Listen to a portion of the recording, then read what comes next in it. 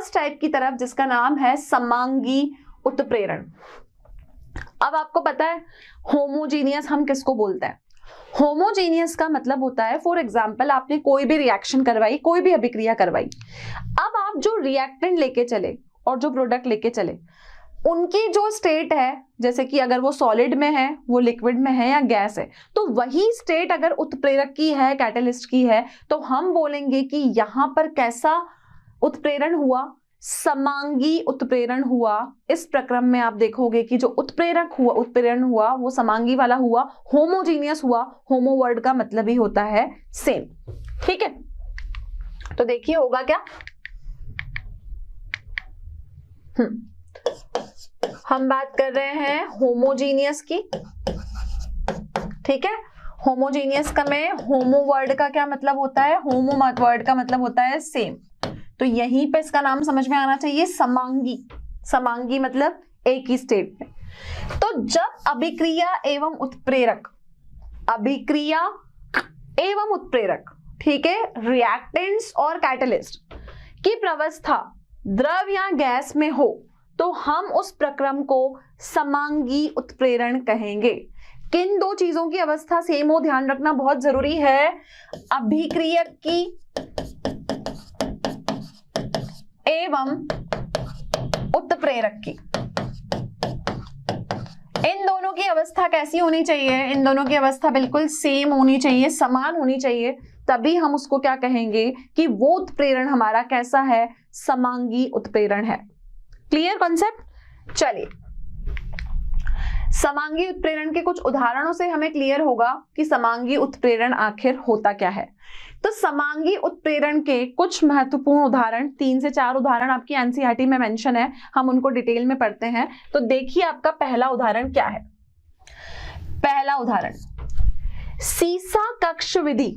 सीसा कक्ष विधि का मतलब होता है आपका लेड चैम्बर प्रोसेस। क्या बोलूंगी मैं इसको? Lead chamber process. इस लेड चैम्बर प्रोसेस में आप क्या करते हो कि ये जो आपका सल्फर डाइऑक्साइड है ना, उसकी अभिक्रिया ऑक्सीजन के साथ करवाते हो, तो सल्फर ट्राइऑक्साइड आपको मिलता है। ठीक है, ध्यान से समझिएगा। ये है आपका सल्फर डाइऑक्साइड। ठीक है, इस सल्फर डाइऑक्साइड में बच्चों ये हुआ आपका SO2, ये हो गया आपका O2। O2 को आप बोलोगे डाइऑक्सीजन। ठीक है, बना क्या? SO3। SO3 का मतलब होता है सल्फर ट्राइऑक्साइड। यही हुआ। जब आप इस SO2 की अभिक्रिया O2 के साथ करवाते हो तो आपका SO3 बनता है। ठीक है, अब मैं आपको पढ़ा क्या रही हूं? समांगी उत्प्रेरक।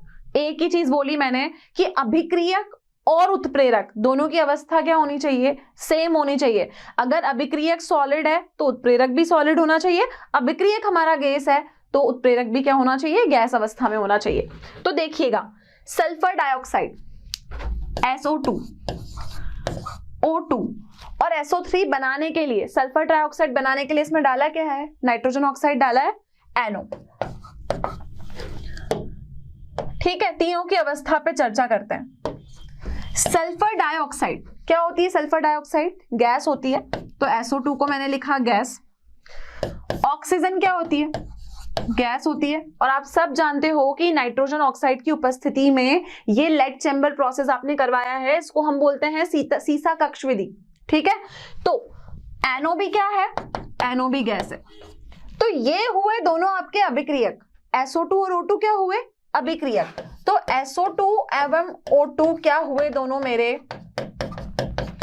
अभिक्रियक। और मैंने जो नाइट्रोजन डाइऑक्साइड लिया वो क्या है? मेरा उत्प्रेरक।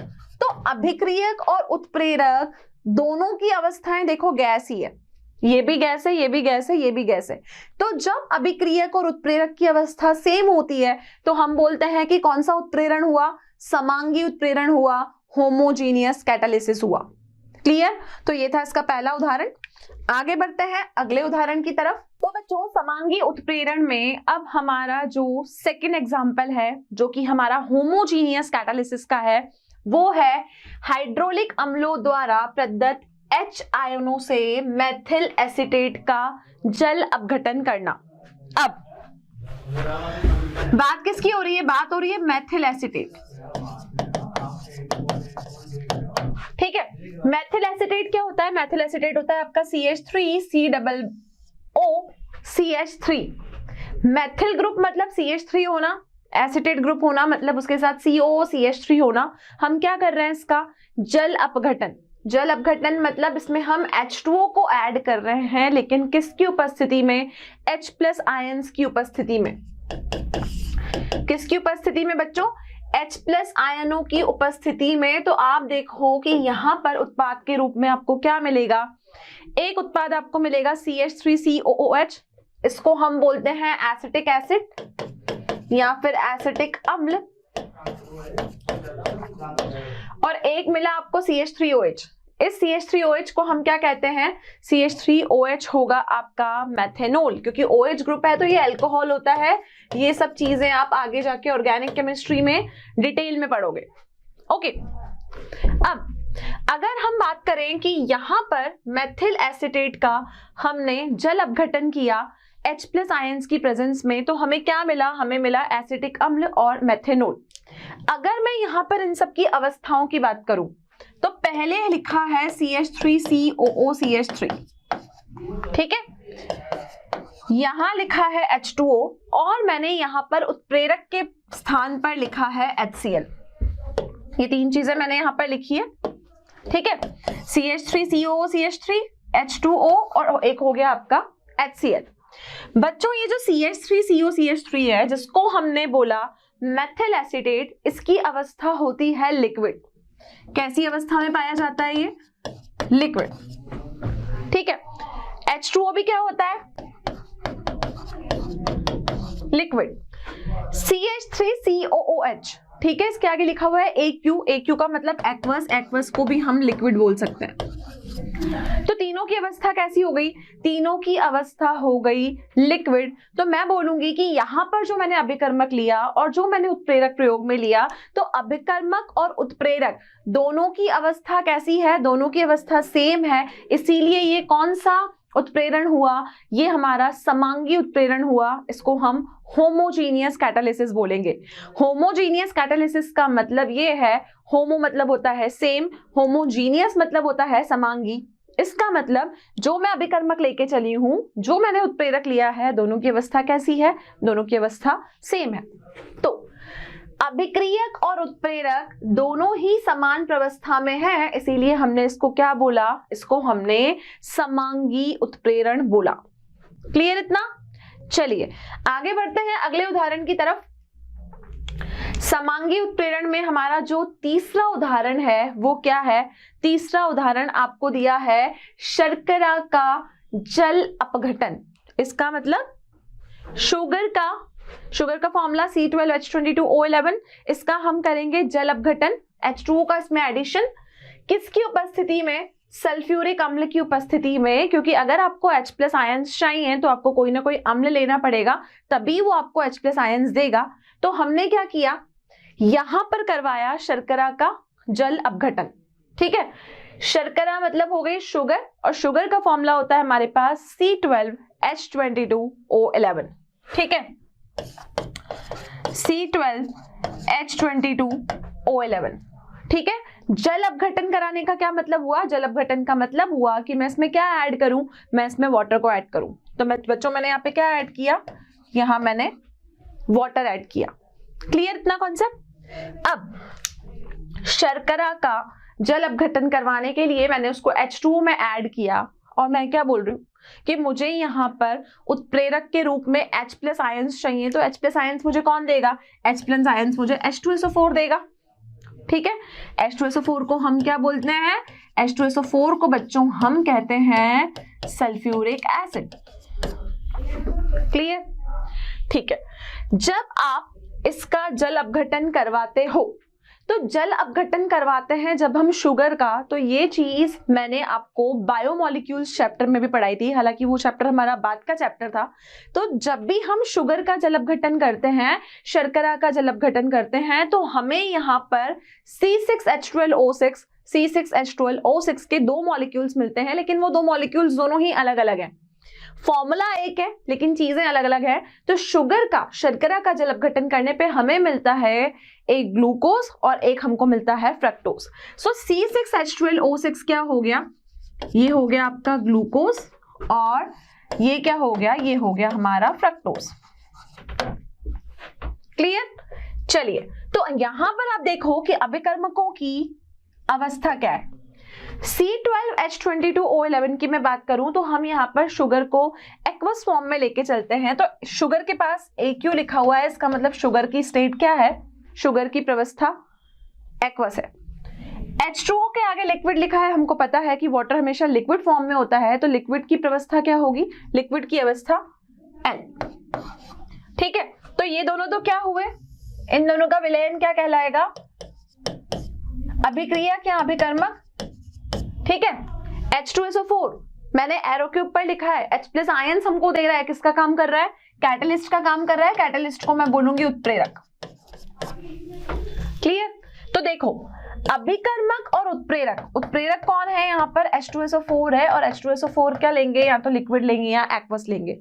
तो तीनों की प्रवस्था को चेक करो, एक्वस, लिक्विड, लिक्विड, तीनों की प्रवस्था क्या है, तीनों की स्टेट सेम है, तीनों की स्टेट सेम है। और हम बोल रहे हैं कि अगर उत्प्रेरक और अभिक्रियक की अवस्था सेम हो तो उस उत्प्रेरण को हम क्या कहेंगे, समांगी उत्प्रेरण कहेंगे। क्लियर है इतना? तो ये हुए आपके पास समांगी उत्प्रेरण के कुछ महत्वपूर्ण उदाहरण। तीनों उदाहरण आपको ध्यान रखने हैं। पहला, सल्फर डाइऑक्साइड में O2 के कंबाइन होने से सल्फर ट्राइऑक्साइड बनना। ठीक है, हमने लिया मिथाइल एसीटेट, उसका हमने किया जल अपघटन। ठीक है, HCl की प्रेजेंस में।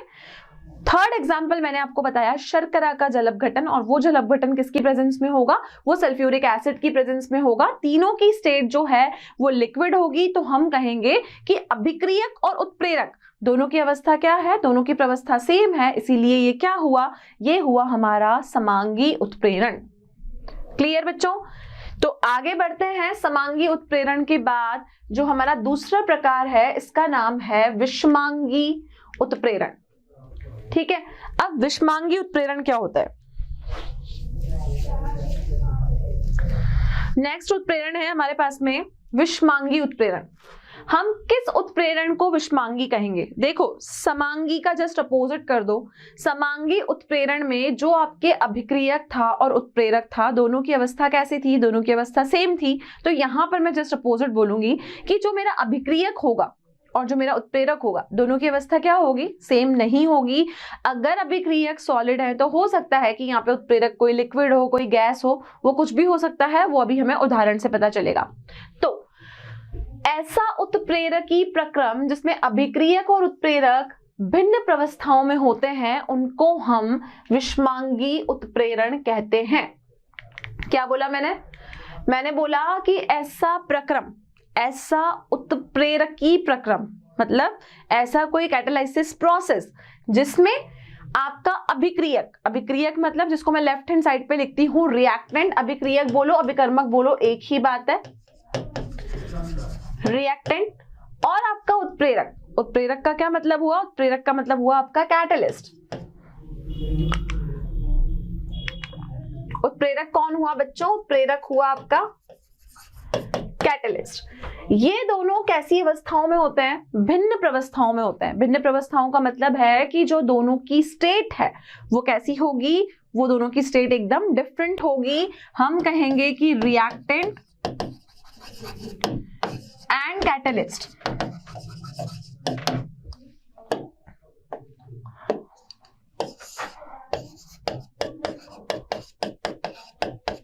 अभिक्रियक और उत्प्रेरक दोनों की अवस्थाएं कैसी है, दोनों की अवस्थाएं भिन्न है, दोनों की अवस्था अलग अलग है, सेम नहीं है।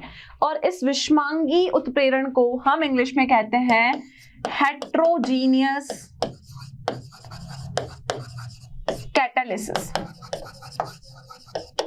हेट्रो वर्ड का क्या मतलब होता है, हेट्रो वर्ड का मतलब होता है डिफरेंट, डिफरेंट का मतलब विषमांगी, होमो मतलब सेम, सेम का मतलब समांगी। क्लियर इतना?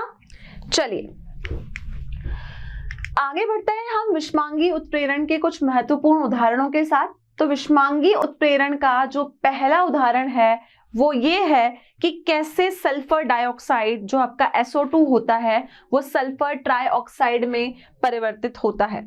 तो हमारे पास में यहाँ पर पहला उदाहरण है SO2 का SO3 बनना।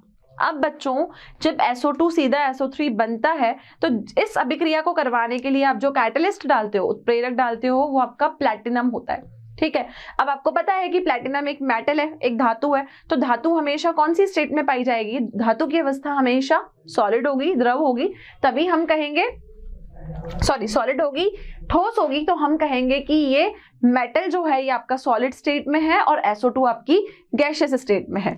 तो हम यहाँ पर क्या बोलेंगे कि 2SO2 क्या नाम होता है इसका? इसका नाम होता है सल्फर डाइऑक्साइड। ये है आपका SO3 बना रहा है, लेकिन किसकी प्रेजेंस में बना रहा है? प्लैटिनम की प्रेजेंस में।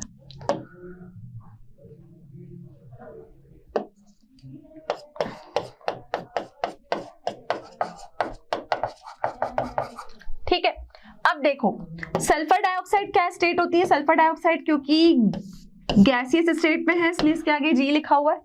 ठीक है, अभी बताया कि प्लैटिनम क्या होता है? प्लैटिनम एक मेटल होता है और क्योंकि प्लैटिनम मेटल होता है तो उसकी अवस्था क्या रखनी पड़ेगी? सॉलिड, एस बोलूंगी। ठीक है, SO2 गैस हुआ, प्लैटिनम सॉलिड हुआ। देखो SO2 यहाँ पर लेफ्ट हैंड साइड में लिखा हुआ है, मतलब ये रिएक्टेंट है और रिएक्टेंट को मैं क्या बोलूंगी? अभिक्रियक। और एरो के ऊपर मैंने क्या लिखा है? एरो के ऊपर मैंने प्लैटिनम लिखा है। ये प्लैटिनम क्या काम कर रहा है? ये काम कर रहा है कैटलिस्ट का, उत्प्रेरक का। तो प्लैटिनम हमारा क्या हुआ? प्लैटिनम हुआ हमारा उत्प्रेरक।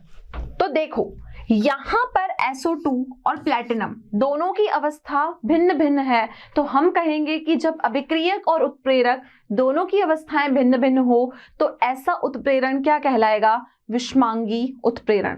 तो ये विषमांगी, हम बोलेंगे कि यहाँ पर जो उत्प्रेरण हुआ वो कैसा उत्प्रेरण हुआ? यहाँ पर उत्प्रेरण विषमांगी उत्प्रेरण हुआ।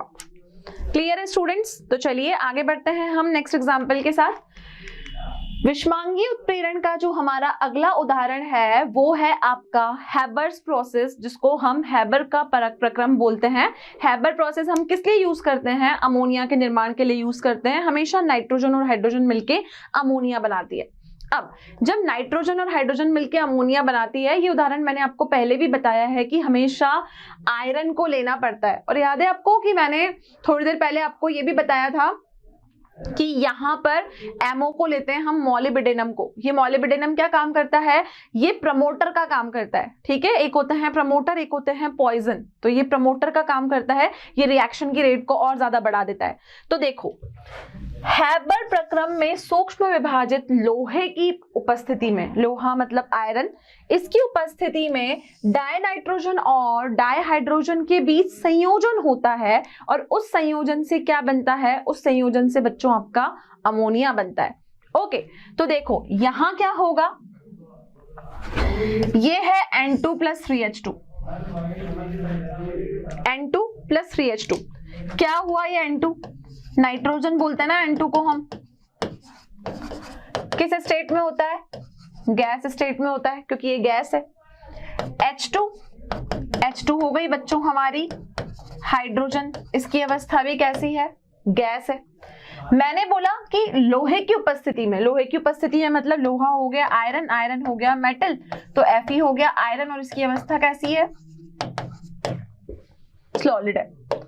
ठीक है, अब आप यहाँ पे क्या देख सकते हो कि नाइट्रोजन और हाइड्रोजन दोनों कौन है? अभिक्रियक है ना। तो ये दोनों क्या हो गए मेरे? अभिक्रियक, या फिर मैं इनको रिएक्टेंट्स बोल सकती हूँ। क्या हो गए? अभिक्रियक। ठीक है, जो मैंने यहाँ पर Fe लिया है एरो के ऊपर, ये मेरा कैटलिस्ट क्या हुआ? उत्प्रेरक। क्लियर है?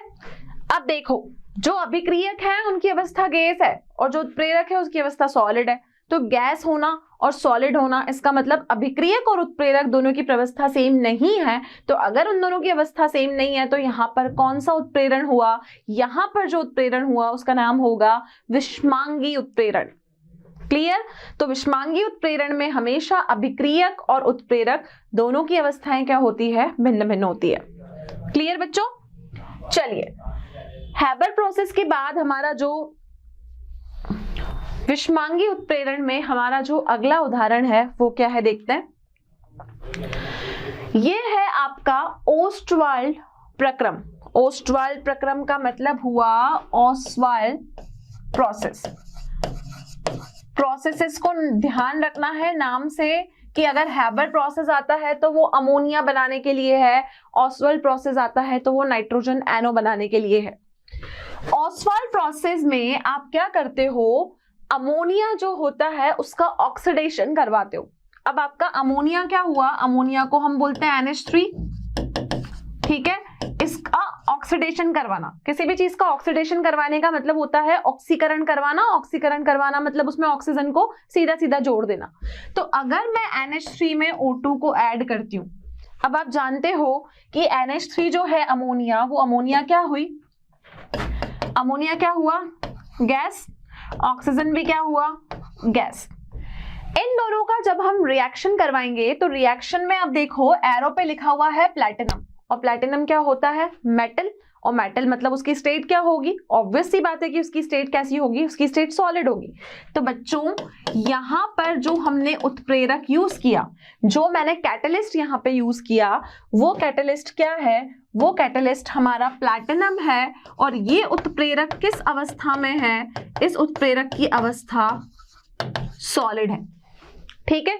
तो देखो अमोनिया भी गैस, ऑक्सीजन भी गैस, दोनों अभिकर्मक, दोनों अभिक्रियक किस अवस्था में है, दोनों अभिक्रियकों की अवस्था है गैस। और जो हम उत्प्रेरक लेके चल रहे हैं वो उत्प्रेरक किस अवस्था में है, उत्प्रेरक की अवस्था है सॉलिड।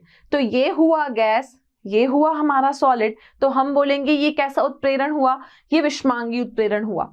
अब देखो कि जो ऑसवाल्ड प्रोसेस होती है उसमें बनता क्या है, जब आप अमोनिया का ऑक्सीकरण करवाते हो तो यहां पर आपको मिलता है NO, नाइट्रोजन ऑक्साइड गैस, और साथ में वाटर, वो भी गैसियस फॉर्म में। मतलब ये जो वाटर मिला है ये आपको किस फॉर्म में मिला है, वाटर वेपर की फॉर्म में। क्लियर? तो अभिक्रियक गैसीय अवस्था में है और उत्प्रेरक की अवस्था कैसी है, उत्प्रेरक की अवस्था जो है यहाँ पर ठोस है। इतना हुआ क्लियर? तो ये कैसा उत्प्रेरण हुआ, ये उत्प्रेरण हमारा विषमांगी उत्प्रेरण हुआ। आपको ध्यान रखना है हैबर्स प्रोसेस में हम, हैबर प्रक्रम में हम अमोनिया बनाते हैं, और ओसवाल्ड के प्रक्रम में हम उसी अमोनिया का क्या कर देते हैं, ऑक्सीकरण करते हैं। तो हमें क्या मिलता है, NO + H2O मिलता है। वो H2O वहां पर वाटर नहीं है, वो H2O वहां पर आपको वेपर्स की फॉर्म में मिलेगी। तो हमें वहां पर ब्रैकेट में मेंशन करना पड़ेगा कि उसकी अवस्था कैसी है, उसकी अवस्था गैसियस है। क्लियर इतना? तो ये था आपका विषमांगी उत्प्रेरण का तीसरा उदाहरण। आगे बढ़ती हूं मैं चौथे उदाहरण की तरफ। इस चौथे उदाहरण में क्या है, देखिए, सूक्ष्म विभाजित निकेल उत्प्रेरक की उपस्थिति में वनस्पति तेलों का हाइड्रोजनन करके उनसे वेजिटेबल वनस्पति घी बनाना। आपको पता है कि जब हम ऑयल से घी बनाते हैं तो वेजिटेबल से ऑयल को घी बनाने में हम H2 को ऐड करते हैं, मतलब हम उसका हाइड्रोजनन करते हैं। हाइड्रोजनन करना मतलब उसमें हाइड्रोजन को जोड़ना। जब वहां पर आप हाइड्रोजन को जोड़ते हो तो वो हमेशा किस उत्प्रेरक की उपस्थिति में होता है, जो उत्प्रेरक लेना पड़ता है हमको सूक्ष्म विभाजित निकेल को लेना पड़ता है। और निकेल क्या है, धातु है, धातु है मतलब सॉलिड है। तो हम ये बोलेंगे कि जब हमने तेल को घी में कन्वर्ट किया, ठीक है, अब वेजिटेबल ऑयल मतलब वनस्पति तेल, तेल की क्या अवस्था होगी, ऑब्वियस सी बात है तेल किस स्टेट में होगा, लिक्विड स्टेट में होगा। जब आप तेल को घी में कन्वर्ट कर देते हो तो घी की स्टेट क्या है, घी की स्टेट सॉलिड है। करते कैसे हैं, हाइड्रोजनेशन करते हैं, हाइड्रोजनन करते हैं। हाइड्रोजनन करना मतलब हाइड्रोजन को जोड़ना। तो देखो यहाँ पर हाइड्रोजन को हमने जोड़ा, ठीक है। तो पहले मैं बात कर लेती हूँ कि यहाँ पे अभिक्रियक कौन कौन से हैं, फिर हम बात करेंगे कि उत्प्रेरक क्या था।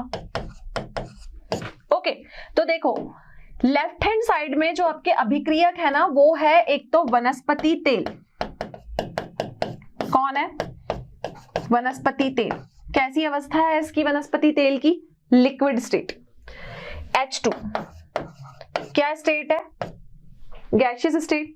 ठीक है, अब यहां पर जो मैंने कैटलिस्ट यूज में लिया है हाइड्रोजनन करने के लिए, ऑयल को घी में कन्वर्ट करने के लिए, जो मैंने यहाँ पे उत्प्रेरक लिया वो उत्प्रेरक है निकल। निकल का मतलब हुआ सॉलिड, क्योंकि जितनी भी धातुएं होती है वो हमारी सॉलिड होती है।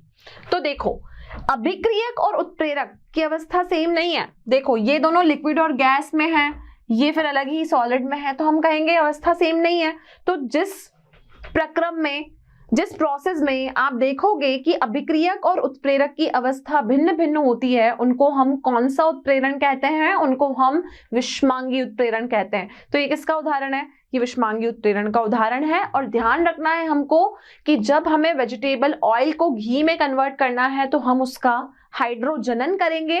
किसकी उपस्थिति में? निकल की उपस्थिति में। क्लियर है बच्चों? तो ये था आपके पास में विषमांगी उत्प्रेरण का लास्ट एग्जाम्पल। इतना क्लियर? तो आज का हमारा लेक्चर बेसिकली किसके ऊपर था?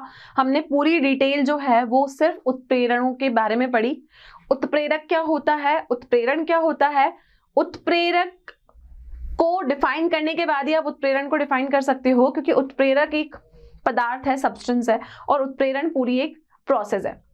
उत्प्रेरण में हमने दो प्रकार पढ़े, एक होता है समांगी, एक होता है विषमांगी, और दोनों के ऊपर हमने डिफरेंट डिफरेंट काइंड के एग्जाम्पल्स यहाँ पर किए। ओके, तो आई होप कि आज का लेक्चर सभी बच्चों को क्लियर है। इस टॉपिक से रिलेटेड कोई भी क्वेश्चंस, डीपीपी या कंटेंट की रिक्वायरमेंट आपको हो तो आप डाउनलोड कर सकते हैं हमारा मोशन लर्निंग ऐप। हम नेक्स्ट लेक्चर में फिर मिलेंगे with a fresh new topic, तो हमारे साथ कनेक्टेड रहिए। Thank you so much, have a great day.